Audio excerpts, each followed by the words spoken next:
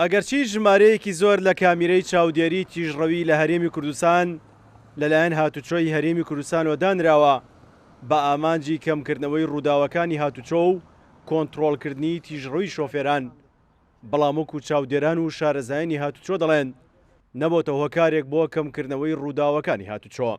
سەرۆکی ڕێکخراوی ڕۆشنبیری و سەلامەتی هاتوچۆ لە هەرێمی کوردستان دەڵێت نەبوونی ڕۆشنبیری پێویست و ڕێنمایەکانی هاتوچۆ هۆکاری سەرەکی ڕووداوەکانن.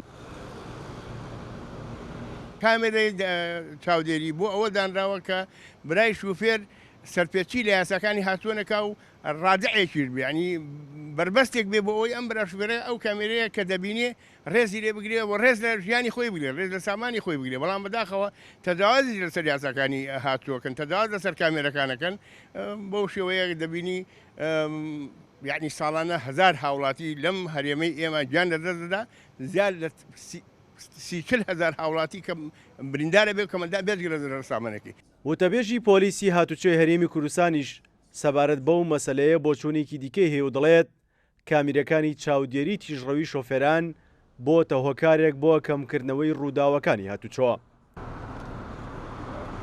ئەوەی ئێمە تێبینیمان کردەوە بەپێی ئەو ئامارانەی کە لە هاتووی شارەکان بۆ ئێمە هاتووە تا ڕادەیەکی چاک و بەرچاو کاریگەری هەبووە لەسەر کەمبوونەوەی ڕووداوەکان بە تایبەتی لەو شوێنانەی کە ئەو کامێرانە لێدانراوە.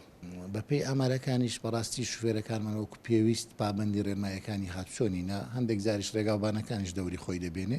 شۆفێرانش لە هەرێمی کوردستان سەبارەت بە کامیرەکانی چاودێری تیژڕەوی بۆ چوونی جیایان هەیە.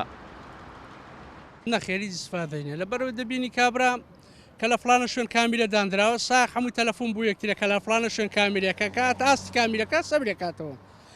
کابراایەکەش کە نەشارەزای نازانەکە کامیرەکە دینە ئیسۆپێکی چاچی بۆکەیان لە دواوە لێ ئەدرێ یانش مشەوەشەیەک دروستەکە جەنجاڵێک دروستە بێت یەک دوو حادسە ڕوادان هەبێ باشە ئەگە کامیرە نەبێ خستنەوە گەنجانە ئێستا هەر ڕووداوی زۆر کەمەکات.